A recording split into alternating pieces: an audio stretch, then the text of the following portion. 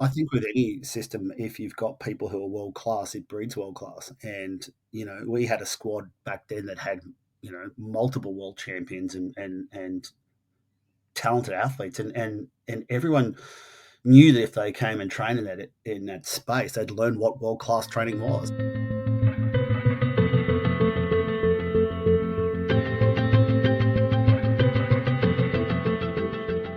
All right, welcome to the Greg Bennett Show, presented by Volage Health. I'm your host, Greg Bennett, and today's guest is someone who's shaped the sport of triathlon as both an athlete and a leader, from winning the 1991 ITU World Championships to representing Australia at the Sydney Olympics to guiding the sport as the CEO of Triathlon Australia and the World Triathlon Executive Board. He's been at the cornerstone of triathlon's evolution over the past 3.5 decades. It's unbelievable. And this conversation, I've been really looking forward to it. I truly have. I asked him to come on the show, I think, several years ago. And not just because of what I hope to be, share some incredible racing stories and things that we got up to as rivals and everything else, but also just his insights into the world of triathlon, being that he's just stepped out of being CEO of Triathlon Australia and his involvement in World Triathlon. So really excited about this chat and just to catch up with a mate. So without further ado, welcome to the Greg Bennett Show. My old friend, my old rival, Miles Stewart. Mate, welcome. Thanks, How are you, mate? I'm well. Yeah, thank you. Mate, this has been a while coming. I've had so many good mates from the past era, whether it be Crowe, Craig Alexander, Macca, Simon Whitfield, Hamish Carter. And it's kind of like not having you has been a little bit of a void in this show. So it's, I really appreciate it. I just forgot. I just forgot. Well, mate, from what you were saying pre-show was having kids and you've been busy. Yeah, 4 of those things that keep me busy. So yeah. Yeah, 4 kids. And you and I reconnected the other day when you reached out and said, hey, it's my old man, the legend himself, Cole Stewart's 90th birthday. And could we all send in a little video? And I jumped at the chance. Cole was just such an amazing human being, an awesome guy that's just, I said in the intro, you shaped the sport, but he's just somebody that's just been a cornerstone of the world of triathlon, specifically in Australia, but also globally. So big shout out to Cole.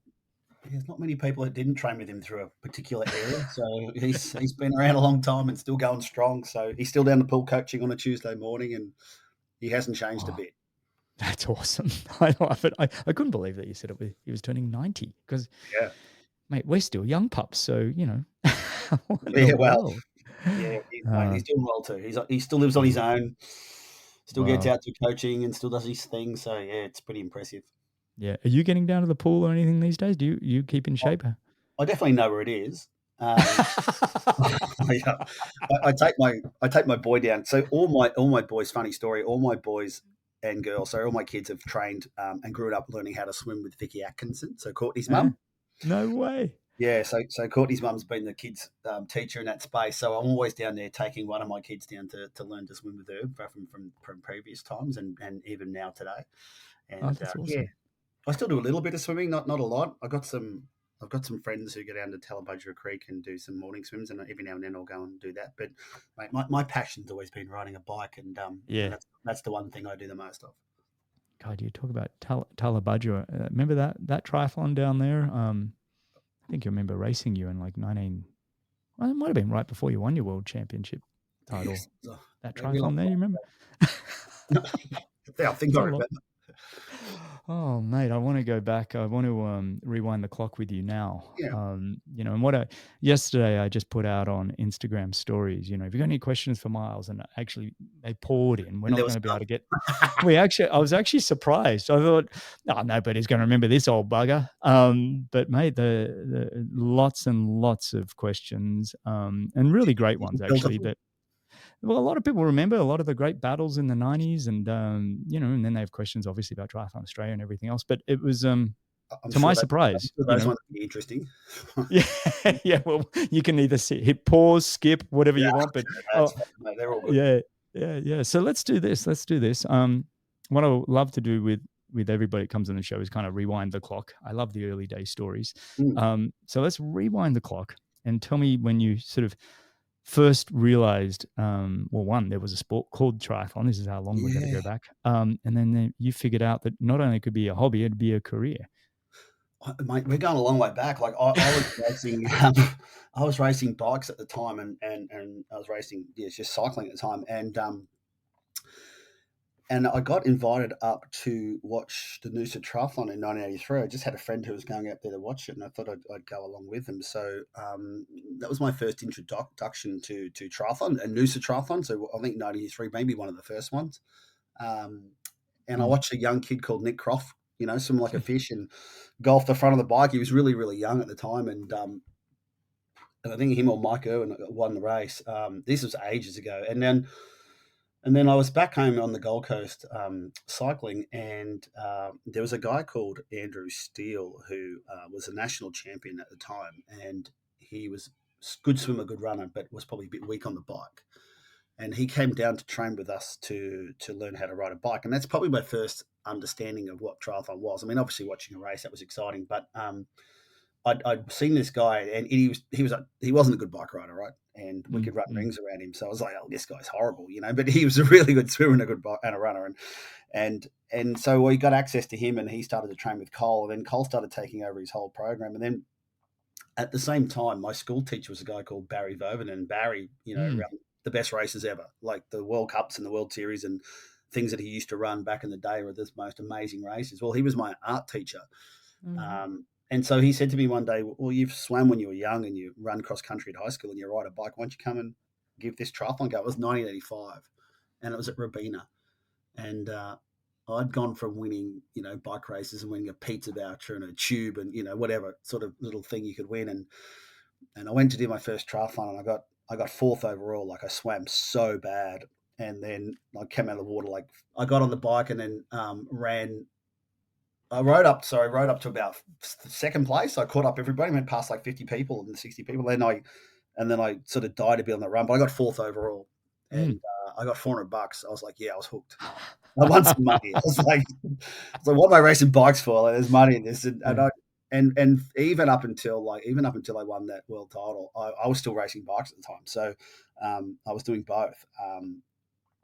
So yeah, that my it was my school teacher who got me started. It was seeing it, from an early stage, and it was racing in '85 was my first race.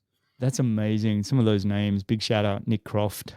He's still coaching in Noosa now these days, one of the best men in the world of triathlon, awesome guy. And Mm, Barry Voverden, mate, he yeah, was one of the Australia's kind of first pinnacle, I don't know, professional guys too, wasn't he? He was like that. I just always remember his name in the triathlon magazines and all of that so early on. But he you was he you was ahead of his time. He was he absolutely really ahead of was. his But time. you're He put making so races on that you you wouldn't were do today. doing well. You were 14 when you were already performing at a pretty good level. Like I mean, making $400 in your first race is not bad. Yeah, that was a low level race, but I went.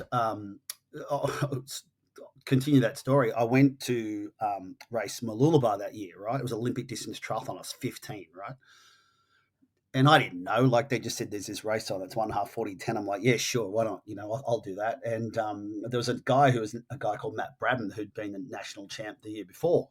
Mm. And anyway, long story short, we had a sprint finish. I won, and so I won my first Olympic distance triathlon when I was 15 years old in the elite field. Wow. So that was like, and that was probably when I thought, oh, I've got to crack at this. Like I could go okay, and I sort of kept going from there because he was the best around at the time and one of the best around at the time, Yeah. and I managed to jag him at the finish and thought, okay, this is this I is mean, interesting. you go back to this mid to late 80s and there was this thing called triathlon. You and I kind of started at similar times. I might be a year or two behind you, but it was this new sport. It had kind of there was a little race out in the Nepean, the back of Sydney there, and it was colourful. Neon was coming in, and all these little bits and pieces. It just felt like there was this almost cult like endurance sport that people were just leaning into and going, "What is this thing?" Yeah, And I never forget 1989. I'm forwarding a little bit here, and I'd done a couple of years now. I was starting to I guess I was 17 or so, and I was like, oh, it's pretty cool. And I remember, watching Mark Allen, Dave Scott, and the whole thing, and the Iron War in '89, and all those races in Kona. But your name had already started kind of. You were in the triathlon magazines. I think you were already getting covers. I think you'd probably already had you come over to the US by that point, and raced some of the Bud Light series. I come over in '89 was my first year traveling. Yeah. Yeah. And then you went and got fourth at Avignon. Remember that? I was like, Yeah, you well, were like 18 at the first ITU official ITU World Championships, and you went and got fourth. I remember yeah, going, I was "What pretty am I young. doing?" I was pretty young. Well, when I was in '88, I met up with Barry. Hooked me up with the sponsors for the World Cup race that he had. It was called World Cup. Obviously, they had to change the name later because World Triathlon wanted it, Yeah, and they were going to give me all this. Like I was 17 years old. I was just coming up to last year of high school, and these Japanese guys had this money offer, which was just seemed insane to me at the time in 1988. yeah. But they said you have to do the World Cup race. The World Cup race was a 3K swim, 130K bike, and a 30K run, right? Oh, I remember that. Yeah, yeah, And I'm 17, and I'm like, sure, why not? And so I jump into this race, and I get out of the water near the front, and then I'm in third place up until about 110K on the bike, and I just blew up. Like I literally, my legs just fell off, and I went from like third place to I don't know, like 20th by the time I got off the last 20K. I could hardly pedal, and I remember running out the first kilometer. I'm just going, "There's no way that I'm getting back here," And everyone's like, "Don't drink the Coke, don't drink that. It'll make you feel really bad." So first aid station, I start slamming the Coke, and then all of a sudden I start picking up, and I held on. I got 17th place, but mate, if you saw the list of that race, like Mark Allen, Dave mm, Scott, Scott mm, Tinley, Scott Molina, everyone in world sport, like Hideo Miyazaki, the Japanese legend, there was just so many people in that race. All Euros were there. Everyone was there, and so I finished 17th in this race. I was 17. I was number 17. I finished 17th place, and I was like, wow, that really hurt. And then the next year I went off overseas, and 1988 was the year that Stephen Foster went over, and obviously we'd been racing Stephen Foster in Australia, and we've been very yeah, competitive with him. And he flew over to America, and he won Chicago USTS race. yeah, So we've been these kids in Australia reading these US magazines about this sport and all these stars and Molina and Tinley and all those guys were in it. And little Stephen Foster goes over Chicago and wins the race, and everyone just went, okay. So the next year, we all bombed over to America. There was Greg, Brad, myself, a bunch of us went over there, yeah. and I guess Stephen sort of shone the light that we could be competitive on a world level. So I watched the Worlds in 1988, the unofficial ones in Perth, where my friend Andrew Steele, the guy I met riding, was in it, Mhm. and Rick Wells won that race. That's right. If you ask the Kiwis, they keep saying they've got the first world. Every time I have Cam Brown on the show or something, it's like, oh yeah, Rick Wells is the world champion. I'm like, well, Yeah, but that's yes, like saying the Perth Triathlon's a world championship. That's yeah. Rick's a great guy, but that wasn't. It was like saying you won the Commonwealth Games in the test event Well, too. they But do that too. They do that yeah, too. yeah. Well, yeah, they don't need to. They've got enough. But No, no, they've already won enough. Leave us yeah, alone. Yeah, Rick was a legend, mate, yeah. absolute legend. And so I go over and race in the States in '89, and I'm Mm, only 18 years old, just turned 18. Never been sort of overseas in my life, and I go to Chicago Triathlon, and the guy Mike Plant, the legend Mike Plant, goes, mm, we've been reading about you, we know who you are and stuff like that. And, how do you think you're going to go in this race? And I didn't know. I thought I was hoping to get top 10. yeah, So I said to him, I'd like to get top 10. And so this write up comes the next day, cocky young Australian kid thinks he's going to get top 10 in a US Blood Light Series race. And anyway, horrible day. Died on the bike, which was normally my strength. Got off an 18th place, finished 10th, right? yeah, But I beat yeah, Tinley, so I was happy, right? Tinley was behind me, so I was like, I thought I'd won the jackpot, yeah. And so Mike comes up to me and he goes, "Wow, hey, wow, you must be so excited to get 10th place." I went, "Mate, I don't think I've felt worse in a race in my life. Like, if I can finish 10th today, I'll win next weekend," which was another Bud Light race. yeah, And so, of course, that story lights up too, like, oh, this kid, not happy about 10th. He thinks he can win something. So, and then obviously next week I went out to Vermont and Oh. raced a race with Jimmy Riccatello and Mike Pigg and Molina was in there and all these guys. And, mate, I won by 2.5 minutes. So, You uh, never had a problem speaking your mind. I was always envious of the way you wore your confidence on your sleeve. You did it very well. You played it. You talked a big game, and you did follow it up. But it was always that's I awesome. guess if you don't win, it's just arrogance or stupidity. But if you Arrogance. do win, it could be good. But yeah, well, you've mentioned about, I've heard in the past about when did you think you could be good at this sport, and Mm, I probably didn't ever feel like I couldn't be because I'd had success from such an early yeah. space, and I'd won national championships in other sports before I came to triathlon. So I probably never ever thought that I couldn't. There's an And I interesting. probably Can spoke like I let's expand on that for a second because it's interesting these days. Because we have the juniors set up and the under 23s and all these kind of yeah, steps that we do now, and I feel like some of the athletes I've spoken to, even on this show several times, they had amazing junior talent. They were junior and they were boom. And then they folded into the opens and they were almost depressed. It yeah, was like they could never win. And it was like, what am I even doing? And I kind of go with you, you're 15, 1985, going up to Mooloolaba and beating, yeah, Matt Brabham. And then I kind of feel like one of the gifts we had, and I'm a bit the same. I always raced open. Like yeah, there yeah. was never a junior. I just went in the races, and I think that was almost a gift. We knew where we stood. When I was speed skating and when I was cycling, I raced open races too. So Mm, for me, it was normal. And I guess looking back now and talking about it, like it was young. Like yeah, now it's like, oh, you can't do this, you can't do that. I was like yeah, a yeah. An child 18-year-old burnout. doing a what did you do? A 3K 130? No, 30. What are It you said doing?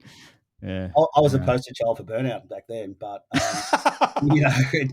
I had a 20-year career as an elite, so maybe Cole knew what he was doing. Yeah. I But love that. it's changed. It really has changed. I don't know if it's changed for the better, but it's changed. It definitely has. And then, you that same year, 89, then, like I said earlier, you went over to Avignon for the first official Ah, world championships. Mark Allen won it. He had a big year that year, oh, finally winning incredible. Kona, and then I think he won Nice, and then he also won Avignon, the World Championships. But you were there and thereabouts, like fourth. It must I have think I was felt at all like. three of those races watching, so that was pretty cool. I didn't win anything, but Mark did. Um, I went in '89. Yeah, I was just turned 18, and Yeah, big race. I had a horrible. So that was a swim where they shut the dam the night before the race. So instead of having a tail current where they extended the swim, they shut the dam as a head current for 1,750 meters. So took Crofty 26 minutes to get out of the water. I was 29. Like I was 3 minutes wow. down out of the water, and I had the worst swim of my life, mate. Oh, My wetsuit was ripped down. The whole leg was open. Like I just got absolutely destroyed, cuts and scrapes all over me from the swim. So I got on the bike, and within the first kilometre, I was next to Mike Pigg, and obviously at that time Mike was a super strong bike rider, pig and power. he was incredible, mate. He was actually an animal on the bike, and I just had one of those days where I felt good, and I was so far back, I was like, I didn't really have anything to lose. So Yeah. him and I rode together the whole way, and we caught up, mate. I remember passing the Australians, and there was Crofty, and there was Spot Anderson and Brad, and I passed them about 20K, and they had 3 minutes head start, right? And I went flying by, like they didn't even stay on for a second. And then we caught up to Mark and that and got off the bike. And Rick Wells and Garrett McCarthy were just a little bit further up the road. But, we'd rode so hard and to catch up and get back in the game that I got off the bike and I probably ran, according. I was only young and I wasn't a very good runner back then either. But I I held on for fourth. I was, fourth place. It's like kissing your sister, right? Not the same thing. Everyone's on the Yeah. dice. Yeah. And I'm sitting there next to the dice looking at everyone's going, geez, you must be happy. And I was like, man, I'm not doing that again. Like, I'm not coming Yeah. here and getting fourth. Like, this is horrible. And sure enough, the next time I was allowed to race, I won it. Yeah. How come you didn't race Mm. Orlando 1990? So I'm still the only guy in history to kicked off a national team. Um, so I got kicked off in 1990, 2 weeks before the race. There was a race that they recommended that we did beforehand. It wasn't mandatory, but I did it. I was doing another race in Sacramento where I got second. So had some form, but they had another race they chose to test form, and I didn't show up, and I did this other race, and next thing I know, I got an email saying or a message saying you're out of the team. No So way. I did Yeah, not and know I was that. pretty dirty. Obviously wasn't very happy, and I'd been racing really well that year. Mm, So I'd been swimming at the front with Rob Mackle and those guys, because they had such a lead out of the swim, we were getting away and then staying away. mm. And sure enough, in the Worlds, he did the same thing. And then I got the pleasure of watching Aussies go 1, 2, 3 while I got kicked out. Yes, That was yeah. fun. But Yeah, happy what for those a guys, not happy for me. And then I came back next year and probably had a bit of a desire to show that. mm, Okay, and that was a different race. Good swim, good bike. Didn't run all that well, but ran well enough to be in the lead group. And obviously sprint finished to win. And yeah. the really What good part was when I got back to the hotel, the manager was the same guy who kicked me out the year before. And yeah, we had some words to say to each other. Yeah, It's not like you I can't imagine you holding back either. And honestly, I think, that World's finish in '89, if people haven't seen it, go YouTube or go find it. It's a really cool, kind of you know, 91. sprint. It's got 3 kinda hefty lads, you'd say, these days compared to what you see on the, on the world triathlon scene these days. You guys are all built strong because it was non-drafting. It was a power racing but it was a hefty sprint, and you came around them, and you were 18 years of age, no, 20 years of age, excuse Yeah, me. On home soil on the Gold Coast, the crowds were insane. It was in a real era when the sport was new, and the Australians were right into their endurance sports because on the Gold Coast, you also had this event called the Coolangatta Gold with people yeah, like Guy Leach and Trevor Hendy making big names for themselves around that same sort of time. So Australians were really embracing triathlon, really embracing the surf Ironman culture, and to have a young, blonde-haired kid come through and win the world championships on home soil, mate, it must have been pretty epic feeling. Honestly, I look at that and go, wow, that would have been really cool. Well, look, it was, but it was an interesting one. Like I never thought I wouldn't win it, which is crazy when I think about it and talk about it. When Mm, I was in that race, I was staying with a bloke called Shane Johnson and a guy called Chuck Metters and Jason Metters, and mm, we were rooming together down there. And Jono says to me, "What will happen if you're a kilometre to go, you're in with the lead group, who wins?" And I went, "Me, I'm going to win." mm, So sure enough, we get in the race, and the three of us are running together. Four of us were running together up until about a kilometre to go, and Shane Johnson had punched it, right? mm. So he's standing on the side of the road, and we're 1 kilometre from the finish, and he goes, "Remember what you told me last night?" And I had my arms in the air with a kilometre to go, but no one saw that, right? So I put my arms in the air like this, and then obviously, lucky I won the sprint. Otherwise, I would have looked like an idiot. The But yeah, it was quite funny because we were rooming together and we'd already had that chat, so it played out quite nicely. Oh, that's awesome. I mean, you talk about visualizing and sort of owning it before it even happens. I just think that's really cool. I remember I was doing a race down in a swim race down in Bo- Byron Bay. Yeah. The Tallows, no, not Tallows, was it? Whatever, around, there's a 2K swim, Byron Bay. And I Mm, remember we were all doing that the same weekend. So I wasn't there watching, but I was living in Lismore at the time. So I did that race. And mm. all of us came and watched it. I don't know where we were watching it. It was obviously way before the internet. It was like, yeah, Miles Stewart won. And I'd raced you a couple of times because I'd been living in Lismore in 1991. And for people that don't know, Lismore's about, what is it, an hour and a half, 2 hours south of the Gold Coast where Yeah. you were living. And the Gold You know, Coast had a lot of great races like the Currumbin Triathlon and Talad Bajua, and I'm getting all the names, Rabina Triathlons. yeah, no, you're right. So I used to race you and get beaten well and truly by you. But I remember just going, a bit like you sort of said when Stephen Foster went to Yeah, um, Chicago and won. It was like, well, hang on. I know Miles is beating me right now, but not by a lot. yeah, Like enough, but but I was going, huh. I could do this. Yeah, It was. It was that real kind of like you, Greg Welsh, Brad Brevin, Stephen Foster, you guys were conquering the world. And so for guys like myself, Chris McCormack, Craig Alexander, that were kind of just that 1 or 2 years behind you guys, and definitely in terms of performances, there was this real belief. There was a belief mm, that you guys were leading the charge. And I was like, and I'm not sure like if you and Welshie and Brad sort of realized the impact you guys had, not the next generation, just the next group of Aussies, like right behind you that were like, hang on, if these boys can do it, we can do it too. I kind of feel yeah. like that's what the Brits have almost got with the Brownlees leading the way. I don't know. There's something going on there I as think well. with any system, if you've got people who are world class, it breeds world class. And we had a squad back then that had multiple world champions and talented athletes, and everyone knew that if they came and trained in that space, they'd learn what world class training was, and if you were competitive and could keep up in training, then you were going to be at the front of a race. And I feel like that's something we've lost, but something we used to have back then was you knew if you were in that space, or if you were first Australian, then meant best in the world. Yep. Yep. So to be first Aussie was a big thing because it normally meant you're in the front of the race. So yeah, we had a great period through there, and some amazing athletes, and there was always people coming through, putting upward pressure on, which kept everyone on their toes, which was fantastic. I remember winning, not to bring it back to me, but I remember 98 winning my first Australian title. And Mm. I think people like Spencer Smith and others turned up. And it's exactly what you said. I remember, yeah, we were winning World Cups around the world and all sorts of things. But to win an Australian title at the Yeah. time, it was like, hang on, I've just beaten, in this field, there's 8 guys ranked in the top 13 in the world. Like, Oh man, and they're I all remember Aussies and the maybe national throw in Hamish Carter. And it's like, man, you win an Aussie title. It was a big deal. mate, we were national champs in 2000. There was like multiple world champions from Australia racing. It was Yeah. incredible.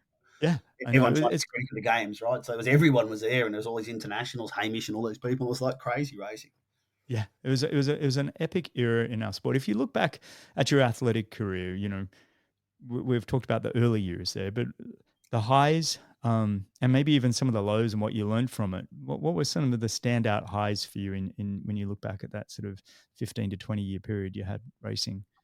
I get asked like, what are your best achievements and stuff like that from time to time. And for me, being competitive throughout a really long period of Yeah. time through multiple changes, from drafting to from non-drafting to drafting to the evolution of the sport becoming a big running event. Like for me, I'm not really the shape of a runner or even a truck, and not even a triathlete at all, right, or an athlete completely. But um, I had this weird body with massive legs and a big ass, and I wasn't designed for running, mate. So for me to be able to be competitive from 1989 to like 2004, Mhm. Mm, I thought that was a good achievement because the evolution of the sport, the speed of which it changed, not just technically, but we went from a predominant bike riding race to a running race, right? mhm, mhm, So for me to be competitive for all those years was probably a big thing, and I mean, I guess I had a lot of chats around being burnt out and stuff as a kid. So to last for 20 years in that space was a pretty big effort. But mate, home world champs, you can't get mm, much better than that, and obviously home Olympics too. Like that mm, feeling of walking around the Opera House being introduced in Sydney is probably the best feeling in my life. Like mm, mm, I literally had tears in my eyes at the start of the race because it was just amazing, and that was incredible. I mean, a couple of years after that, holding my best mate in my arms while he died on the side of the road was probably one of my lowlights in sport. mm, mm. Yeah, That big was pretty shout, awkward. Luke Harrop, big shout Yeah. out. Hmm. But then winning the selection race to get into that event for the Commonwealth Games on his birthday, that was pretty cool. Like it was pretty special. And I remember watching Loretta win the women's race, and I sat there going, "Geez, I've got no excuse if she's winning the race." So it inspired me to go out and try and win the men's race and qualify for the Com Games team. Because we used to talk about that a lot in training, and Luke would say it was his destiny to go to the Commonwealth Games because the trial race was on his birthday, and Yeah. unfortunately, he never got that opportunity. Yeah, just to give everybody a little context of what we're talking about, Loretta Harrop, one of Australia's greatest ever female athletes, Olympic silver medalist and world champion, and her brother Luke Harrop, um, good mates with all of ours, and one of the real up and coming stars, kind of that generation with the Courtney Atkinsons of the world, that kind of group, and just a really great guy. Was hit by a drunk driver on a training ride on the Gold Coast, and like you just mentioned, you were there, and Mm, that was painful. That was a really, what year was that? Now was that 2002. 2002? That's right. Yeah, right before the It was, Commonwealth the, Games, like you it was said. But the day before the Formula One race in Surfers. that's right. That's Mm, right. Yes, and that funeral was just, oh my god, brutal. mm, But listen, mate, from a peer to a peer, I got to tell you, I agree with you. I think your 15 years plus of just being at the pointy end of the world, in the world of triathlon was something else. You was someone I would look at that had just the most amount of power. Like nobody wanted to be stuck in a sprint finish with you. And if you were still there at the end, you'd be like, damn it, how did I not burn all these matches before now? And you know, we knew with you was you if you were going to have an off day, you'd have an off day and we'd get you.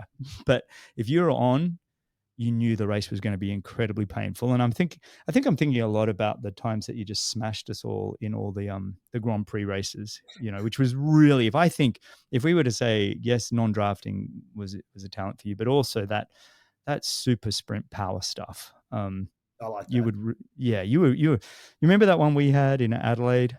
You, Yes. me, Chapo, we got away and the three of us are racing and you just What you crushed us probably in that don't know sprint. though is I actually thought we had one lap less to go, so I literally sprinted the lap before the finish, and then recovered, and then went again because I messed it up.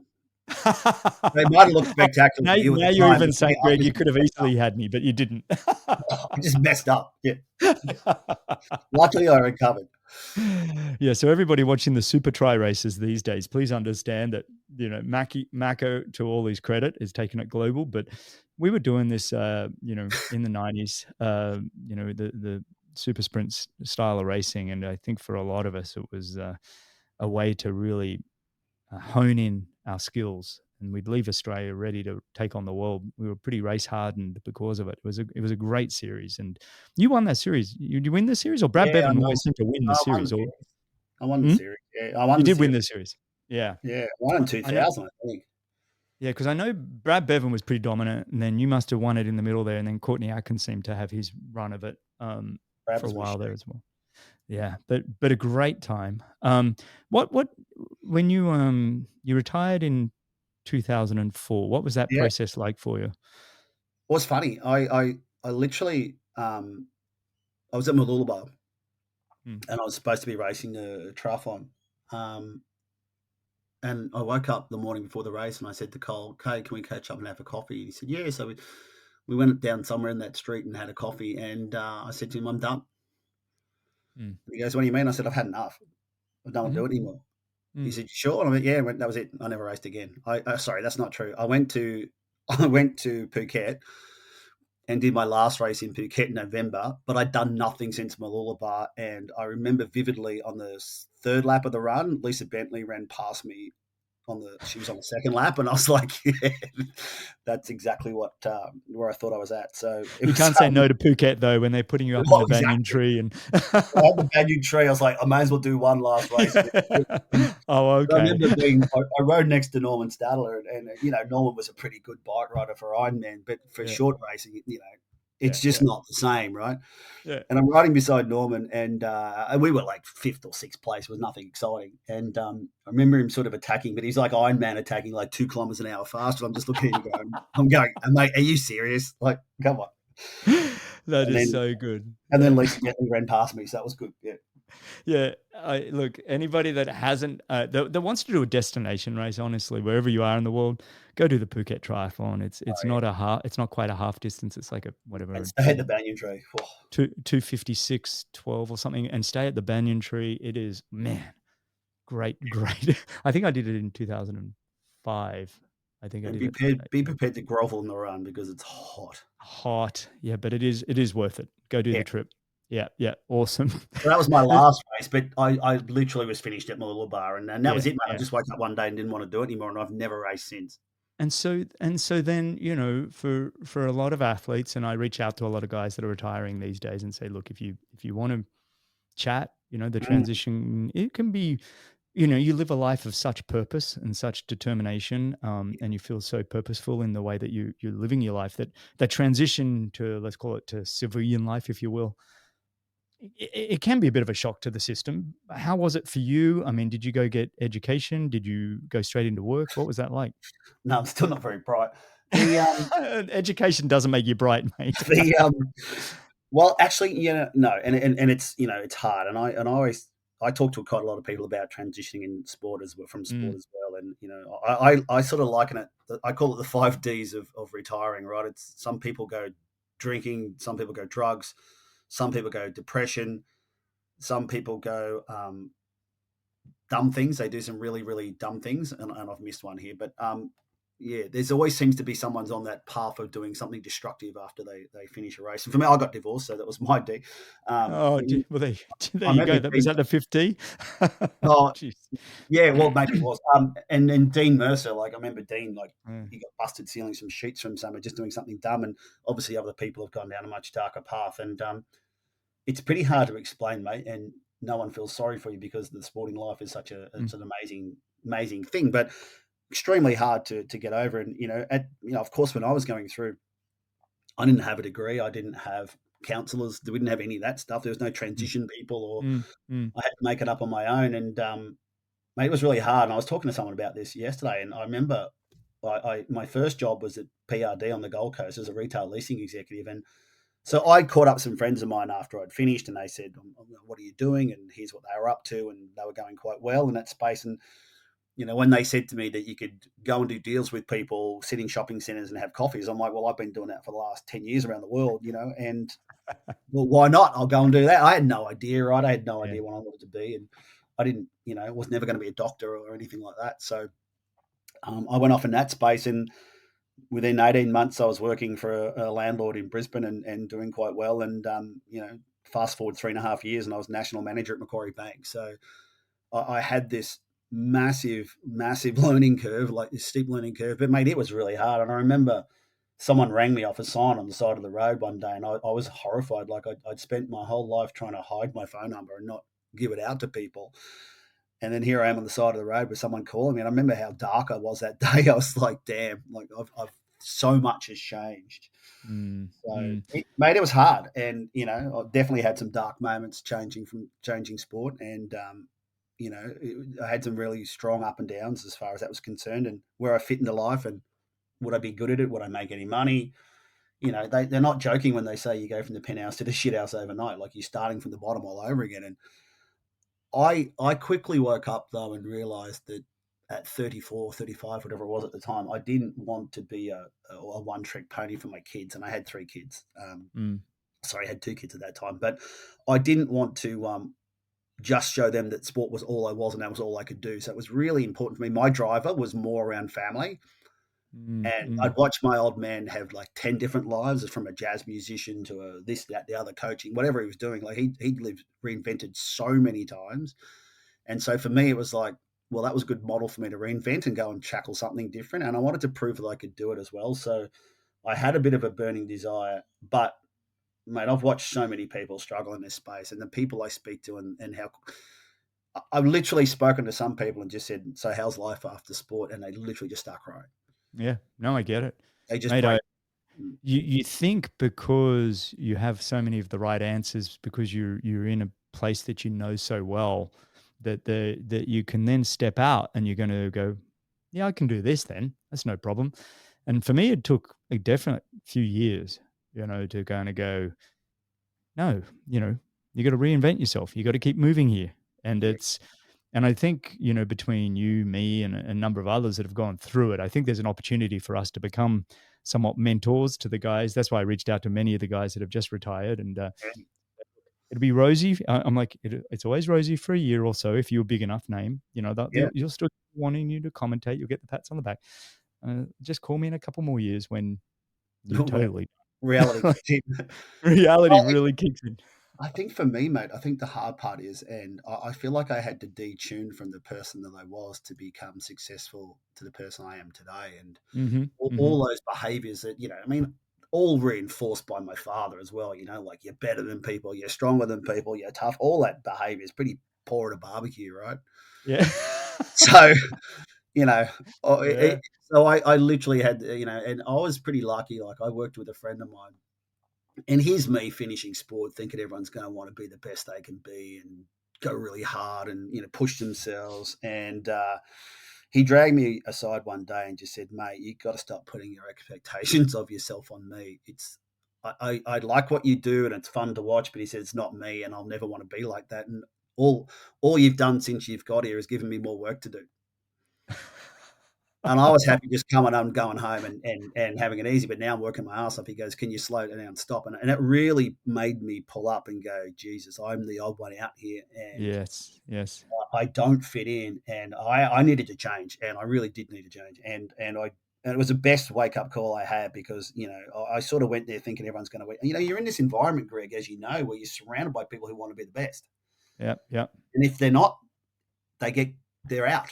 Yeah. It's kill or be killed. Yeah. So I go to work and Absolutely. I realized that anyone who's good gets more work, and anyone who's rubbish gets more help. Yeah. And I'm like, I'm Yeah. not used to that environment, right? I'm used to the Yeah. environment where you know good you got. Yeah. Yeah. Why Yeah. can't we get rid of it? But I had to learn a lot, mate. I didn't understand that space very well, That's and well put. That's well put. I never thought about it like that, but you're right. I had And to you're learn. surrounded by high performers that are Yeah, all and just who want to be knocking the it. best, who want to push themselves. Otherwise, they don't last. Yeah, absolutely. And Yeah. then so it was a whole another world for me to get in that environment. And I'm not saying it's good or bad; it's just different for me. Like I Yeah. wasn't used to it, and things I could say in the locker room environment to Greg Bennett, I couldn't say at work, right? Yeah. So It's and you interesting, couldn't push and it people. keeps evolving and it keeps changing. And I do think there's an opportunity here. And I've spoken about it I think I had Lisa Bentley on and we were talking something similar. And Did she say she passed me in the run? we weren't talking about that one specifically. So Lisa, tell me more about that time you beat Miles. She laughed. Yeah, and look, mate, you're Yeah. right, and it was extremely hard, and I really did struggle to fit into a different environment, and Mm, mm. but I felt like, and this is a really rude comparison, and I know we talk about the military. One day Yeah. you're being trained to go away and do things that other people can't fathom, and then you come home and people say, "What? You used to shoot people?" Like, and people don't understand, right? Mm. Now, far worse for them than it ever is for a sports person. There's just so much more to that. So it's a rude comparison, but I felt like I had to detune from who I was and get some other skills because the behaviors and the manic lifestyle that I was living over here was never going to work anywhere else. So I've got a competitive side of me that gets turned on every now and then when someone tries to fire up that side, but it's the ugly side, mate. It's the side that it doesn't. I'm the same. I'm the same. Don't put me in a competitive environment. I don't Yeah, want to become that person. I know who I become. I can't even play dominoes at Christmas with the family. I'm like, I don't want to become the person I know I'll be when you put yeah, me in a correct. comp. And to me, mate, that's my ugly side, right? It's Me the too. side Me that too. 100%. single-minded focus doesn't care less and You should destructive. see Laura and I play tennis, by the way. So we picked up Did she tennis win? 3 or 4 years ago, and she played as a kid, and Yeah, right. she's not bad on the tennis court, but it's our one thing that's competitive. And Oh, I've said on this show, I throw my racket, mate. I'm terrible. Like yeah. I'm like, and she's the same. We both laugh at each other afterwards, but it's like we're so competitive and more on ourselves, almost more than each other. It's like, I, you know, I, I guess what I've worked out now, though, mate, it's different hats for different things. And in it that is. environment, mate, I was an arsehole, right? I was an absolute, like, single-minded, didn't care about anything. I'm on a Yeah, mission. Get on board yeah, or get of off. Like, I course. was brutal, mate. And Yeah, unfortunately, I used to say it as well, which made it worse. But I still have a little bit of that, but it's I'm hardly competitive these days, and people still think you are, and I go, oh my god, you've no, you no, made no, no, no. me Yeah, no. at this best. It's funny. I've moved into this company. I'm working with Boleridge Health. Amazing guys, and we're building this. It's going to be a blockbuster place. It's really cool. And anyway, we have a lot of the internal challenges and competitions, and there's been a few times they're like, "Yeah, no, we got Greg's measure," kind of thing. I'm like, "Ooh, you're Yeah, about to turn on something here. You're yeah. about you're about to turn on something." And I'm like, I'll come home and be like, "Oh, I'm going to rip them to pieces." And it's like this. I'm like, don't Hold, slow down, Greg. hold. And this is like just who can plank the longest. It's like not even. Yeah, It's I nothing know, stuff. mate. I try to avoid that side because of the Me too. destruction, but It's it's so there. good. Like the beast is there. I just try not to feed the beast. I love it. I love it. Oh, mate. Hey, got a question from Dan Plews. He said, in the 1998 World Champs, Paul Amy said to you, "Let's go," but you didn't. Why not? I was And then dead. he's got a follow up question to that, but answer that one. Why didn't you go with Paul Amy in 98 World Champs? You got silver? Were you silver? I was I was bronze. It's probably the only Bronze, time bronze. Paul Amy ever beat me in his life. No, Paul's good. I'm joking. Mate, you know that race, man. We had a Yeah, horrible swim and we were yeah, off the back. And yeah. there was you, myself, and Macca doing all the work on the bike to catch up. And As always, by the by the way. time we Yeah, got off we caught that group with like a kilometre to go, right? And we'd yeah. smoked the whole bike ride with 40 people sitting behind us. And I literally started the run. I was pretty tired and I was going backwards. And I think I was in about 18th position Simon Lessing had run off the front, and those guys were off the front with Hamish. And I remember I didn't really like Dimitri Garg, no real secret, because of his checkered history. And he ran up beside me, and it just fired me for some reason. It just something clicked inside me, and I was like, "There's no way I'm letting you run past me." So um, kicked into gear and I started catching up. But I caught Amos in that with probably a kilometre to go, mate. But my race had pretty much been done, right? Mm, mm. So when Amy took off, I couldn't go with it. It wasn't a choice, mate. He was too quick and I couldn't go with him. And, he had a great race that day. I mean, in that time, as you know, the Kiwis were like the Aussies. They wanted to beat each other as well, right? So Yeah. Amos just wanted to beat Hamish. And I just, by that stage, I just wanted to get the podium because I didn't think I had any chance that day of being on the podium. And Yeah, that was a good race for you, I think. It was a bit. I I remember. came from nowhere, mate. So we were nowhere. Yeah, We we get actually the Aussies we all did pretty crap. I mean, you did good, but I don't I'll know if say the cheers rest for of that, us. man. I needed the help on the bike, mate. So cheers for that. Yeah. You're welcome. Hey, his follow-up question is, and who would win in a sprint in their prime between you and Bevan Doherty? Oh, me for sure, mate. Like Yeah, I was going to say, Dan, I've Bevan was beaten good. Bevan in a sprint. I've Bevan's beaten. good in a long one, like a No, long I'm grinding a one. better. I took him 800 meters out at Dallas one year. I Yeah, went at 800 to go, and I got to the finish, and I said, "I got you in a sprint." yeah. No, I Bevan said, wouldn't have. "Greg, that was 800 meters. That is not a sprint."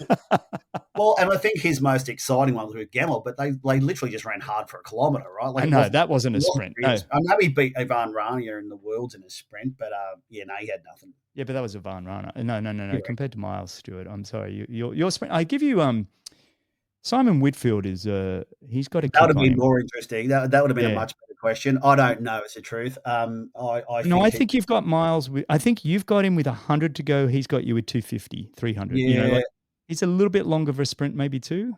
I don't he know. was quick, man. Like he's probably the one bloke I didn't want to sprint with for sure. Remember that one in High V with, I don't know, you would have retired by then, but when he sprinted Carla Felton, Jan Frodeno and Gemmell Yes. in Des Moines, it's probably the greatest photo in triathlon, I think, Yeah.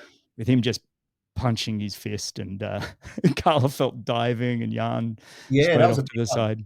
No, Yeah. Simon was quick, man. He's the one bloke. I would have happily sprinted with Bevan, but Simon would have been a whole nother ballgame. I tell you, before the Sydney Olympics, I was training with Simon and we'd been running together and we did these about 10 days out, maybe 2 weeks, whatever, from the Olympics. And we just went to the track. And Lance, who was coaching us, said, "All right, we'll just do 4 quarters, guys. I just want you to do 200 float in sort of 31, 32, and then kick it into gear, for the second 200. Mm. So we did that twice, and both of them, Simon and I run through the 30, 31 or whatever it was, and I go home the 30, 31. I was always around that 60 seconds, and Simon would clock it down to whatever, 25s, 26s. Mm. And then Simon said, "Oh, could we just let go for the next 2 and not pace ourselves?" And I said, "All right." And he's just in training shoes, by the way. These are Mm. not racing flats or anything. And we take off.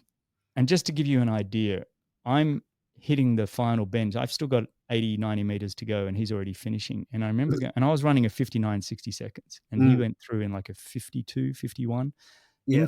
in training shoes and non-tapered and everything. I was like, "Ooh!" And I remember watching the Sydney Olympics when they were running down Macquarie Street. I'm like, "No, he's got this." Yeah. Nobody's ever getting close. No one's getting close to Unfortunately, I couldn't Simon. swim at that point, but yeah. You did all right, mate. You did all right.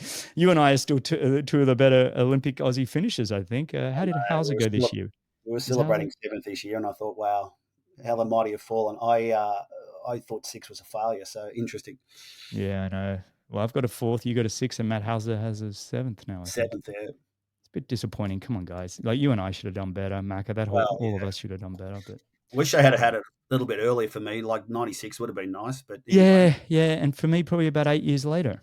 Yeah, or yeah, right. non-drafting for both you and I would have been better too, to be honest. I Would have think we been. played our game pretty well in the drafting world, but It's in hard when you look non-draft, back because you think you could have gone to 4 or 5 of the things if they had been around, but that for wasn't sure, how the sport wasn't was the written. way. Wasn't the way. Well, let's talk about that a little bit. Let's talk about the world of triathlon. Actually, I got one question from Bito Natrini, who has his own Brazilian podcast. Awesome guy, and he's good mates with all the Brazilian athletes, Leandro Macedo and Alexandra Manzan. And he says, any recollections of racing the Brazilians? He'd love to hear Miles's stories.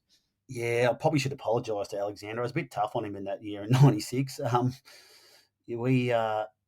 Look, really good guys, amazing runners. Leandro is such a lovely man, Yeah. such a really good guy. I didn't know Alex that well, but we obviously went head to head in the World Series in '96, and he was in the lead. And I don't know if you remember back then, Greg, but I had to win the last three races to win the series because I broke my foot coming in Japan Mm. after the first race. Remember, I crossed the finish line, went to hospital, came back with a cast on up to my knee, and I had to take some time out. So I went back to Cleveland Worlds, started to get a bit better. I think I finished in the top 10 in that race.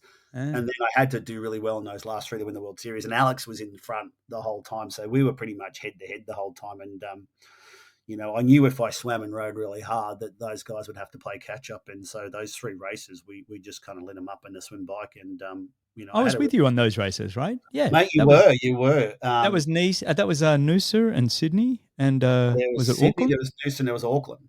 Yeah. Was that And the one I crashed and brought you down?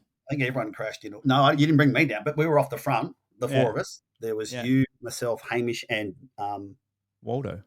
what? Waldo? No, the Kiwi guy. The guy used to come out of the water and brush his teeth in transition, waiting for everybody.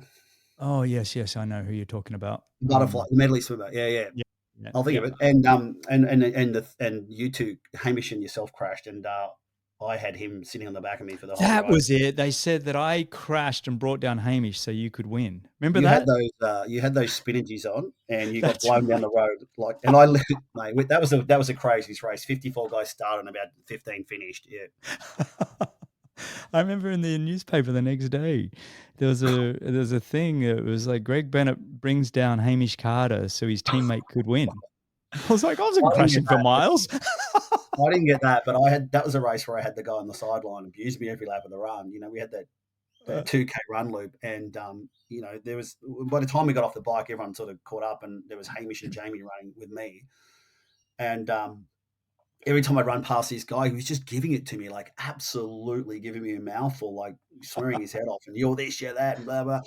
And so lap three, I ran off the front, right, and so this guy's yelling, and so I'm having a few words to him, and on the last lap, I just had enough, and I swung a punch at him, and I missed him by about a millimeter. He pulled his head back, so I won the race, but I was a bit over the crowd, yeah, at the time. Whoever you Oh, are, sorry I missed, yeah. that's awesome. Probably somebody listening to this show going, yeah, Miles, he took a swing at me while I was cheering. I was cheering him on. I Yeah, remember so you went, I did a Formula One race down in Geelong as well, and remember Robbo used to have his clan with the Robbo shirts on, yeah. and I was running around the warm up, and people started booing and like giving it to me in the warm up. So of course, like most people would do, I just gave him the finger and told him what I thought. And so obviously that fired him up even more. So I literally had this hate squad, or Robbo had a fan club, same thing, on the side of the hill. So we go through the first round, and I won. I've jogged around past this crowd. I've gone, where is he? Did you see him? Was he in that race? And mate, I just had this war going with this crowd the whole way through Geelong. It was fantastic. We had good crowds like that, though. I mean, people were right into it, and look, maybe that's still the case. I shouldn't say it doesn't exist now, but hey, I got another question from his Instagram is Berto Tribar, but he says with today's gear, but 1991 training, where would you place in this year's grand final? Well, there you go. Oh, jeez, I mean, how could you say, mate? Like, I, Yeah. I think the biggest change for me, like we talk about how fast people are running, and they are running fast. Like, there's no doubt about that. But I spoke to Crowe the other day, and he said that with his super shoes and a park run, he's 10 seconds a kilometre quicker over Oh yeah, 5K. I've went and gotten them for my own 5K coming up, and it's And so, mate, insane. Yeah. I think I won Nice in 30:30, Yeah. for a 10K run, and I go, well, if it was 5 seconds quicker instead of 10 that Corey's saying, that's 50 seconds, man. That's a 29:40, right? Yeah. That's in the money. Yeah, So I I don't don't like to know. make these comparisons. What I would say is, yeah, I think the teams now have physiologists, and there's a lot more training that's probably a little bit more dialed in these days. I think the equipment, you cannot say that those shoes are not performance enhancing. Shoes are Yeah, phenomenal, mate. Like they're that's the whole insane. game changer. We But we were, we were running in like 2 millimeters of cushion. Remember? It's if you're like lucky, yeah, and it's like anybody that's put on those performance shoes, you know the difference. So it's kind of surprised I can still walk. But yeah. It's funny, mate. Like I like, if you talk to someone like Brett Sutton, he'll tell you that he hasn't changed one session in the last 30 years. Mm. He's doing exactly the same sessions, and he calls them the Brad session, the Yeah, mile the Greg 65, session. Yeah. whatever it is, right? And his squad just know what to do. So, mate, there's a guy, despite some issues, has got medals in what, 4 or 5 women's Yeah. Olympics, Just got Julie Darren at this Olympics. Yeah, and he's silver again. saying Yeah. exactly the same training he was doing 30 years ago. So, mate, as far as he's concerned, nothing's changed, which is That's a interesting. really good point. That's a really good comparison. I hadn't thought Well, about it. Yeah. from someone who's got medals in Yeah. 5 Olympics or 4 or 5 Olympics, that's an interesting comment, right? Yeah. And I don't know what's changed. When I read this article on Brownlee, obviously retiring, it said that, he did this revolutionary flip to his training from 20 hours of hard stuff to 30 to 35 hours of grinding. I'm like, well, that was what we did. Mm.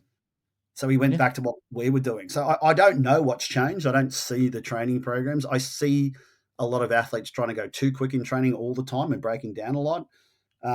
This need for speed at training is something I never ever had. Like for me, if I was doing fast times in training, I wasn't training hard enough. Mm. To me, the only time that really mattered was when there was prize money on the line and a crowd. So, all these wonderful trainers that I see, I just don't get it, mate. I don't No, get I it. get it, Someone mate. tells me doing fast times at training, I'd laugh and go, great, you're not conditioned enough. You're going to die. It's true though, right? I mean, it's the old Lydiard concept. Arthur Lydiard to me is still probably the greatest coach of all time. He coached all the Kiwis and, Yeah. and Lassie Veron and the Finns and even some of the Japanese runners. And look, the guy had Peter Snell running 2-hour runs, done pretty well, not super slow. He did a best easy pace, and Snell was the greatest 800-meter runner. Yeah. You know, and an amazing finishing kick and just raw power. He'd kick with 400 to go and just run the legs off him because it was about conditioning. And this sport is all about doing the work and getting the conditioning in. It's funny to me how many energy systems people try and train when you're only racing one. Like there is one energy system you're using in the triathlon, so get really, really, really, really good at that one, and the rest Yeah. kind of falls into place. But people get carried away with these 50s in the pool and 100s in the pool and 400s on it. It's like, who cares? Yeah. I remember Yeah. training with Chris Hill, and Chris Hill was the most unathletic kid in history, and the laziest person I've ever met in my life. And Hilly could not run faster than, say, 252 for a kilometre. It was his absolute best. Like, he'd do cartwheels if he could hit that time, but he could run 305 all day long with a 30-second rest and do 10 of them back to back with a lactate of 2.3, mate. And I just thought to myself, like, what's important in triathlon? Is it the 220 that some kid's trying to run now to show how fast he can run, who then goes and runs the 33-minute 10K? Or is it someone like Hilly who can go 305 all day long and meet the demands of competition, mate? So I think people are just fundamentally getting it wrong. I think that's so well said. It is like, I remember always saying to myself, who cares if you can run? Like, my goal was always around that 240 for a 1K. And it's like, yeah, but give a shit. You just want to go, you want to jump out of in the first K. If you can run a 245, 250, sure. Yeah. But then if you're not backing off, 302s or whatever it is, 259s, Mate, you look at the average, right? And the average is still 255. Yeah. Yeah. So this 220 thing, if you're running 220 and you can't hold 255, you've got a problem. You're not aerobically conditioned, mate, and or your technique's horrible. So it's all basic, but I find that today people have made it very hard and very confusing. And I see training programs. I would need a map and a compass to work it out. I don't get it, and I just go, man, I asked Snowy, like, what's her theory on training? She goes, hard or easy and lots of it. I'm like, that was mine, right? Like, that was all it was. And I agree with all of that. And I think we overcomplicate it. But in saying that, I think these days, if I was to be racing again, I would look at having a physiologist on board just to do a little bit of testing, just to see. And a lot of that's just so we can avoid any. Well, the can I tell problem you, was, mate? I had one, Sean Stevens. He was my yeah, physiologist. exactly. Great coach, amazing coach. Times, and he, the morning heart rate variances, and we did all that stuff, mate. So I don't. It doesn't feel like anything's changed significantly. But so how would I race today? I think I'd be fine, to be honest. But I think you'd be fine too. I think you'd be fine too. I think all of us would. I go back to Mark Allen, Mike Pigg, Rick Wells, any of those names. Honestly, it's I love the athletes we're watching today. There are ones that are doing a fraction better, but we've But always had that. in saying that, I was a 29:08 10K runner on the track was my best time that I did. Yeah. Yeah. You know, as a runner, I wasn't built like a runner, so for me that was pretty good. But mate, put me in super shoes, that's a sub 29. Put me Absolutely. in, put me in sub carbon soles, that's a sub 29. So does anyone in triathlon excite me as far as their running is concerned? Yes, he's a 27-minute runner. Yeah. So that's a Yeah. whole nother planet. Anyone in the 28s, I can identify with that because of the shoes and stuff. I kind of go, maybe I could be in that space. Yeah. 27? No, I No. was not a 27-minute runner. That's phenomenal. And I watched that Morgan Pearson guy run 101 the other day for a half, and I went, that's running. Like my best was Yeah. 105 and a half. Yeah. Yeah. Mate, 101. That's No. There is, look, that's running. there's a few freaks that are popping into our sport, and kids are getting younger and younger and picking our sport and choosing that this is what they want to do. They don't want to be a runner, they want to be a triathlete, or they don't want to Yeah. be a swimmer, they want to be a triathlete. And that's really, really cool. But listen, I want to move on to a little bit. You fast forward, you decide to come back, CEO, Triathlon Australia. Yeah. Give me a Something I quick didn't recap. Give me the high level of the thought process of that and what that whole experience was like. Yeah, wow. I never thought I'd be in that situation. I never thought I'd be a sports administrator. I mean, my relationship with Triathlon Australia throughout my career was pretty tenuous at best. I don't think I ever got over being kicked off the world's team. So that was a strange thing. I was on the board, so I'd volunteered back, Greg. So I'm not an athlete who believes that the sport owes me a favour, which a lot of athletes seem to do after retirement, and I've seen a lot of that. I'm someone who believes I owe the sport a favour because it gave me a platform to be successful. So that's definitely how I feel. So when I had some opportunities to go on the high performance committee and the selection committee, that was my way of being able to give back to the sport. And that wasn't in paid roles, they were in volunteer roles. I was on the board of Triathlon Australia. When Anne Gripper left or said she was leaving the sport, Anne was the CEO while I was on the board. I thought she'd done an amazing. The sport was destroyed, right? We were broke. Peter Hedge came in, saved the sport for the third time.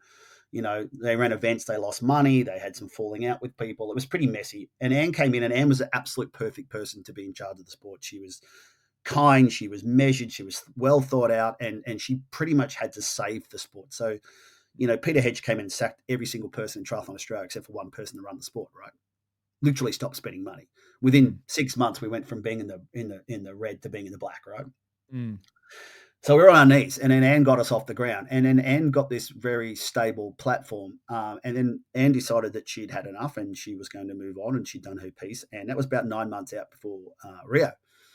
And I thought to myself, wow, like I as an athlete, mate, as you know, you think you can do anything, right? You think, oh, I could be CEO, I could be this, I could be that. And within 20 minutes of working in a financial institution, mate, I realized I had no clue what I was talking about, right? Mm-hmm. So after being in Macquarie Bank and Colonial and understanding finance and corporate and all those sort of things, I felt like I'd actually grown the skills with the sport knowledge to be able to have a go at that role. Mate, there was a few things working against me, like people with predetermined, opinions of who I was because they'd seen me race as an athlete and Mm-hmm. probably hadn't had any other interactions. And so I ended up being successful. And even when they said, the job's yours, I was still umming and ahhing about whether I'd taken. I was national leasing manager at Charter. I was head of leasing at Charter Hall, right? A well-paid $85 billion company, right? Mm. So going from money and being able to spend money to going back to not-for-profit sport where there's no money was a really big decision. I was umming and ahhing up until I'd said yes. But, mate, the calling for sport was strong and wanting to give back even further. But, you can't say you're giving back in a paid role, but I wanted to see if I could help the sport. And, mate, as you know, high performance has been, not quite where we need to be. And I was trying to make a difference. Mate, what I learned over my 7 years is, one, I'd never, ever do it again. So I would never work in a federated model. People think they understand the problem, but they don't know what the problem is. They've got an answer, but they don't understand the problem. And, mate, when you look through a very small window, you don't see shit, right? So you don't get the whole picture. You can't understand. So to put a federated model into perspective, you've got 8 states and territories with separate legal entities with separate boards who can all tell you get lost on every decision. right? So when you go to Triathlon New South Wales and you say, we want to invest in your junior program, there hasn't been any juniors coming out of New South Wales for quite some time. You look through the stats and the data and you say, we want to put some of our money into hiring someone to co-invest with you, but we want that person to communicate with the Triathlon Australia people around curriculum and coaching and training because, we want that national approach to performance. And they say, nah, get lost. So then you go, well, we don't know if this coaching over here is working or that's going over there. We might make some changes. And then the state body goes to that coach and says, don't worry, we'll pay you anyway. We'll look after you. So it's really hard to change anything. Like take someone like me, mate, who loves the sport, who's not scarred by it, who doesn't sit here and go, oh, they hate the sport. They did this. I love the sport, right? I talk to other athletes who can't stand the sport, right? Something happened to them. They've never got over it, right? It's weird. I don't understand why people are still living in the past. But you and me both, buddy. I love the sport. I love the sport. So I came back as a sport lover, not a hater. Like, I'm not the guy who wants to take charge to go, right, how can I destroy the sport? What I can tell you is it's 100 times harder than anybody thinks. Mate, if anyone's going to think high performance in there, I feel like I was one of those people. We fundamentally had it wrong for a very long time, mate. And I'd go back to probably 2003 when I saw the wheels fall off. And, I go back to saying, at the Commonwealth Games in 2002, you had nothing but world champion athletes. Every athlete on the start line was a world champion. And every coach was a world champion coach. And in 2003, there was no world champion coaches around. They were all gone, kicked out. So we've been going downhill ever since. And it is exactly that time frame. It's exactly 2000. I remember when Loretta got the silver medal in Athens, and it was just like nothing. It was just like there was nothing on the back of it. It was just empty. But all our success come from people on the periphery of the system, not in the system, right? So what type of a system do you have if it doesn't produce anything? It's not a system. Yeah. But, mate, what I see is a lot, when I walked into Triathlon Australia, I had every single athlete come up and talk to me about funding and not one athlete come and talk about results. And I found that to be horrific.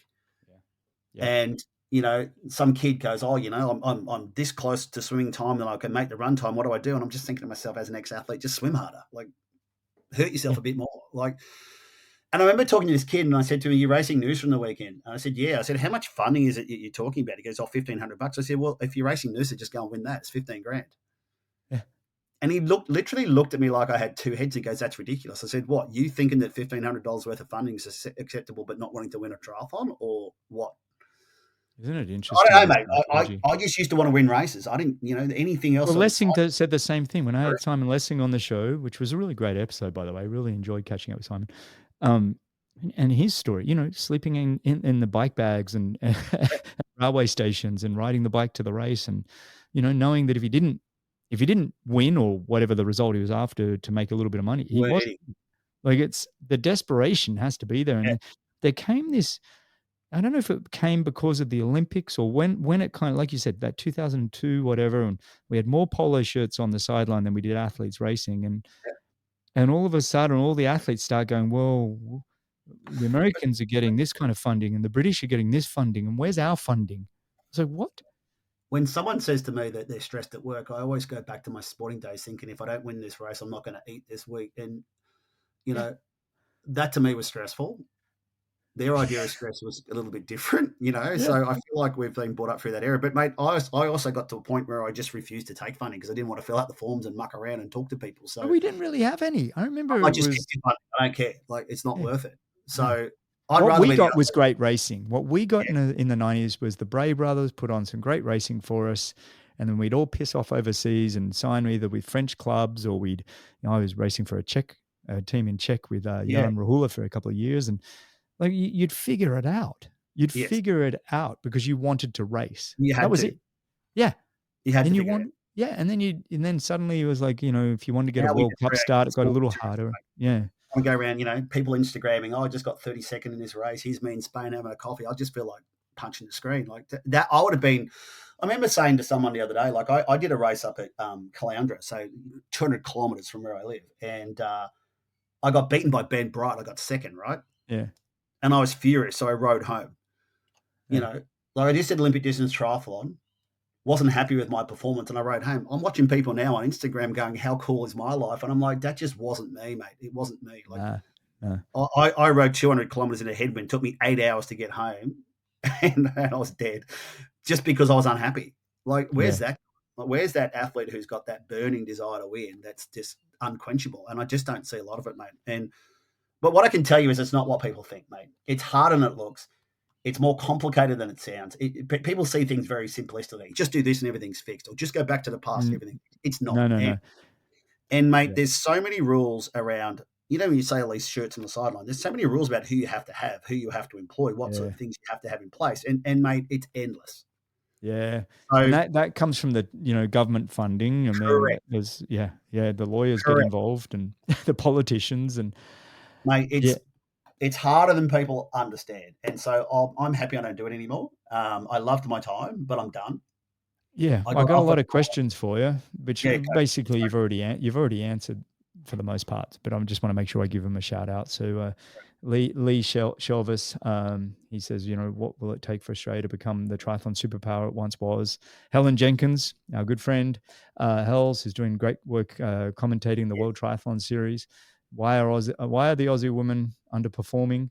Um, Anthony Goss says, growing up in the 90s and 2000s, we had elite racing to develop talent. Now we don't. What plans do you think we could bring that back?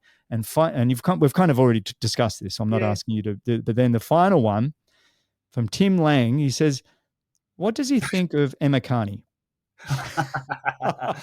Now, I don't know too much about all that. I see Emma uh, on Twitter kind of yelling at Triathlon Australia a oh, little bit, but I don't know a lot about what's going on. So, look, you know, look, I've never had a go. I've never had a go at Emma. Thanks, Tim. I've yeah, never had a go at Emma, mate. Like, at the end of the day, people can have their own thoughts and feelings, and everyone of can throw course, stones from free the speech. sidelines. And Yeah. like, just once again, we talk about athletes who had their day and then struggled with moving on, and there's a lot of our athletes, mate, Yeah. and Yeah. everyone wants to go back to the old days. Everyone wants to see that success, and Well, of course, everybody loves winning. We all I love to watched win. years, And when you're mate, not, where yeah, we couldn't I even get put it. a junior under 23 athlete on the start line because they were all broken. So if you ask me what the problem is, I'm going to tell you it's coaching. Yeah. Okay. It Yeah. is coaching, and Yeah. and whereas we have some good coaches, mate, I don't think our athletes come out through our systems strong enough to handle demands of racing. You talk about us racing at a young age. Yeah. I was conditioned from my father at a very young age to be aerobically conditioned and to be technically sound and to rest and recover, right? And I had one day off every Friday my entire career, mate, for 20 years, right? McKeely was 3 days on, one day off her entire career. Now I see a bunch of people who run themselves in the ground, who try to go fast at training all the time. And I don't see them come out conditioned, mate. And by the time they get into elite program at 18 or so, they're not ready for the demands of competition in the future. A, they're technically horrible, and B, they're not aerobically conditioned, mate. So to try and get that at a late age Mm, is mm. extremely challenging. So by the time you get your hands on these athletes, mate, they're nowhere near where they need to be, and you're trying to fix technique at a 20-year-old, and it doesn't work. Yeah, it's interesting So you talk about that aerobic conditioning because it's like your old man Cole, and then half the Australians with Cole, the other half we were with Brett Sutton. yeah, We were all just doing mate, volumes and volumes of aerobic conditioning to racing get was a us day ready. off, the easiest Yeah, day of the week. it was. It seriously, in all I look seriousness, forward to racing. It was only it 2 hours. was it was the chill. Yeah, it was like a holiday, mate. Seriously, because I knew every other day I was training 6 to 8 hours a day, right? Yeah, yeah. So I don't see a lot of that going on anymore, mate. I don't see it, and I feel like until we get this coaching piece sorted, and we tried to do that by bringing over Joel and stuff, but then obviously people didn't want to deploy kids into the program and blah blah. Yeah. It's all harder than people think. I gave it a red hot go, and I'll say that I couldn't fix it. I didn't fix it, right? And that's fine. And I realize it's not fixed. But then a kid comes through like Hauser who's talented, and needs the right guidance to make sure he hits his peak. So He's an amazing I young man. He is a good great kid, young man. yeah, A big great family. shout out. He came on the show and I just was like, wow, this guy is mature behind his years, respectful, loves the sport. And I And he's still turning believe point too, mate, we've right? got great things ahead with Matt Hauser and Luke Willian, both young Mate, guys. I remember being in Rio, and one of the athletes goes to me, "Oh, I'm still building. I've still got time to grow." And I said, "How old are you?" He goes, 27. I'm like, "What, into retirement?" I'm like, we came through an era where Macca always says that he felt like a failure because he hadn't won a world champ. results Yeah. before he was 23 or whatever it was. And I go, now we got kids who are 27 feeling like they're building. And I go, whoa, you've missed the boat. Well, you know, it was funny when I had Christian Blumenfeld on the show.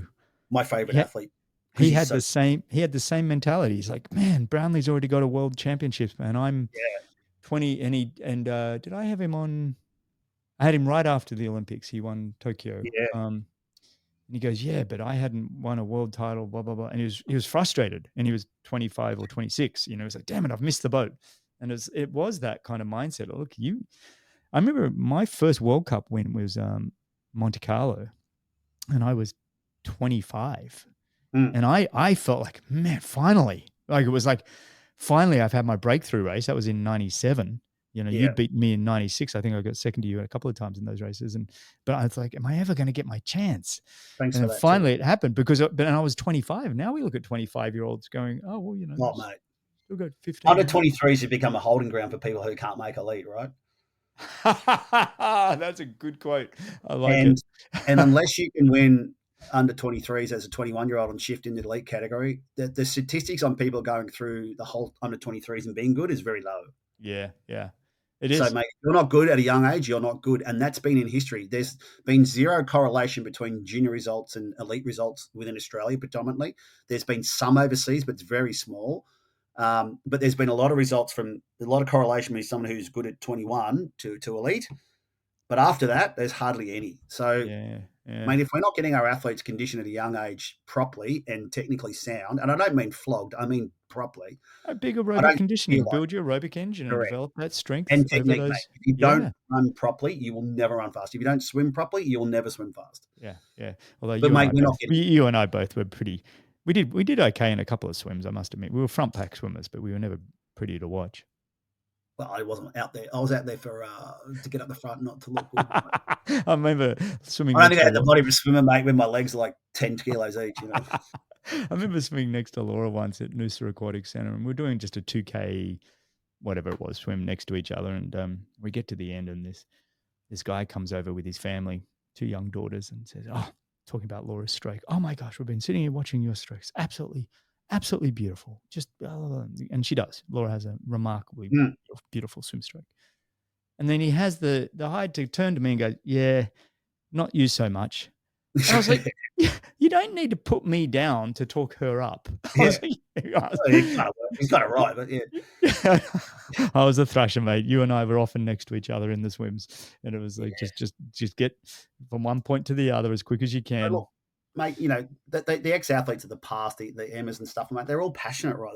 They all care about the fact Australia's not racing well, and I Yeah, understand yeah, that, right? It's yeah, totally yeah. understandable, and you know, sometimes you choose a better way to go about dealing with things, you know, but Of course. that doesn't really change anything. But it I can tell you, mate, as someone who's been on the inside, one, I got offered a job the other day as another CEO in Australian sport, and I said, no way in hell would I ever do that again.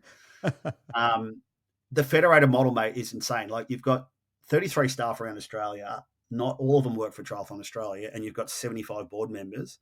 And every decision you make needs to go through those people. So, what do you think happens? Not much. Yeah, the But bureaucracy is insane.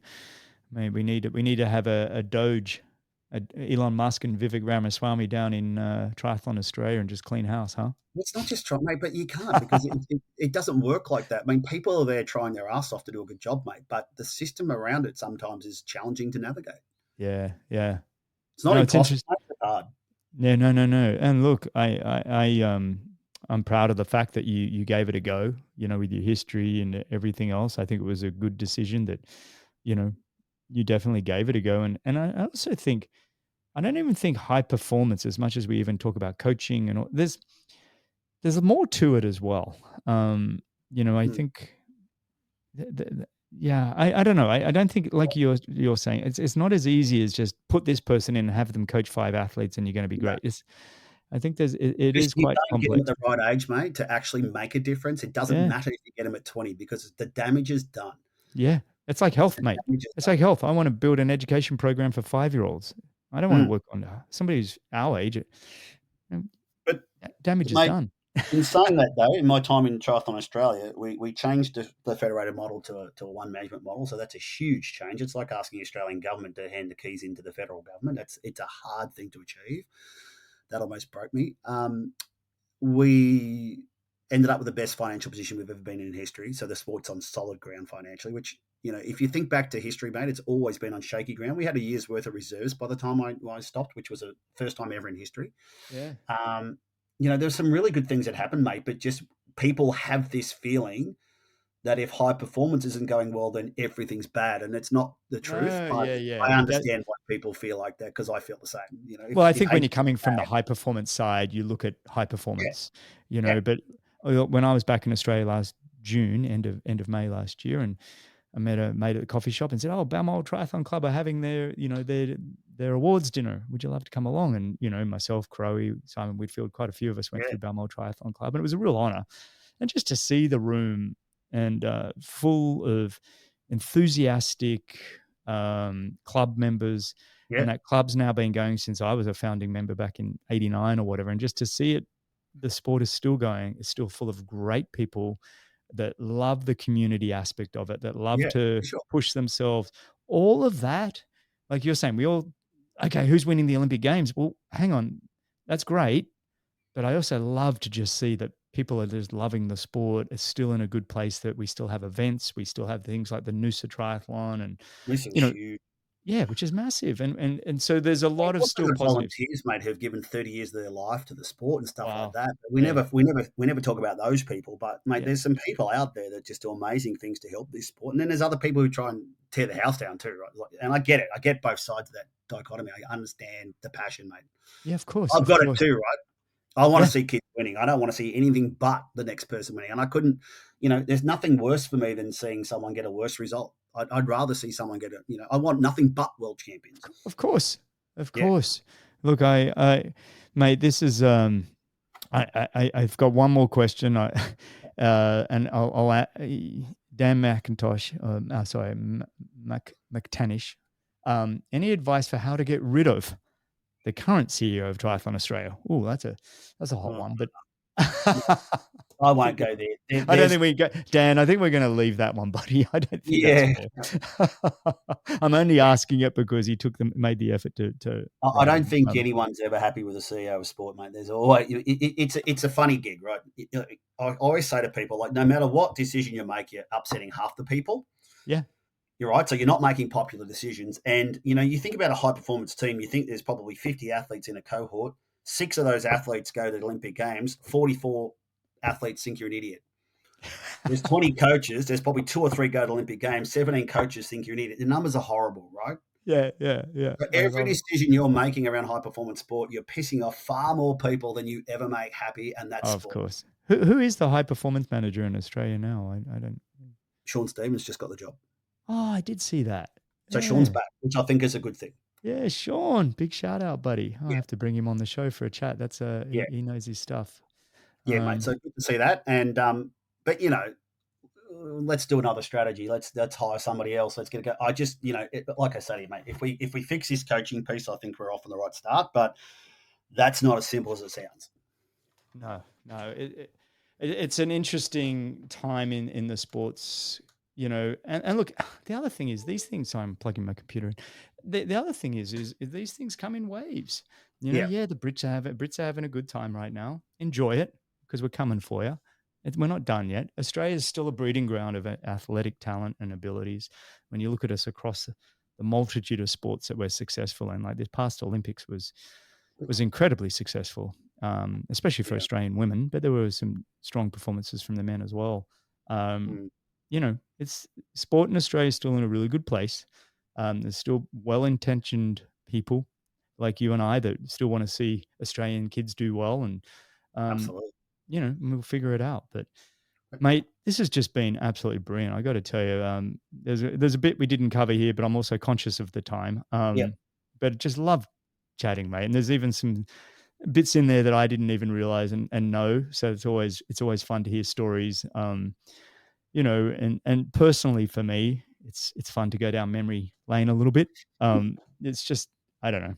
It's a big part of who we are and what makes us who we are today. What are you doing these days? Are you working? You're raising kids, more kids? What's happening? Well, I'm trying not to do that. I feel like I've got enough there, but mate, I've started a couple of my own businesses that I've been working on lately. Obviously, I've been in the real estate investment trust and funds management for the last sort of 20 years, on and off with that and triathlon.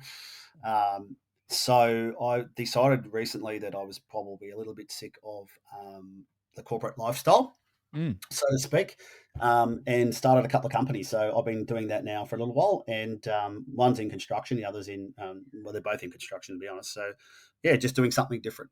I like Nice. to reinvent too, mate. So I like to head down a whole different path. That's So why I love Arnold Schwarzenegger. Arnie's my when people say about reinventing, it's kind of like I don't think anybody's done it better than yeah, Arnie. I'm not saying he's perfect, but I love the fact that he went from being the world's greatest athlete in his arena mm, to a businessman and doing quite well there, and then rebuilding and becoming the biggest superstar in Hollywood in the 80s, and then to marry American royalty, and then go on yeah, to become governor of the biggest yeah. economy state I at the like the moment. challenge of reinventing, mate. I don't like to just be stuck in one spot, and I learned No, that from me my either. Me father. either. I find it boring, mate. So Me too, mate. That's why I'm in tech and AI, and you got to keep moving. You got to keep yeah, moving. You got this one life. Let's keep reinventing. Don't get stuck in the mud. Still love this sport. Like that's why I do this show, honestly, so I can catch up with mates and talk about the sport enough. I don't actually know that much. I just enjoy the conversations with the guys that are doing incredible things, whether it be coaches yeah. or people like yourself, just to go down memory lane again. But mate, big shout out. Really appreciate you, buddy. Thanks for coming on and chatting. It's Oh, really awesome. thanks, mate. Appreciate it. All right. For everybody else, you can find all the show notes and timestamps and everything else at bennettendurance.com/media. All right, buddy. Stay on the line. Cheers.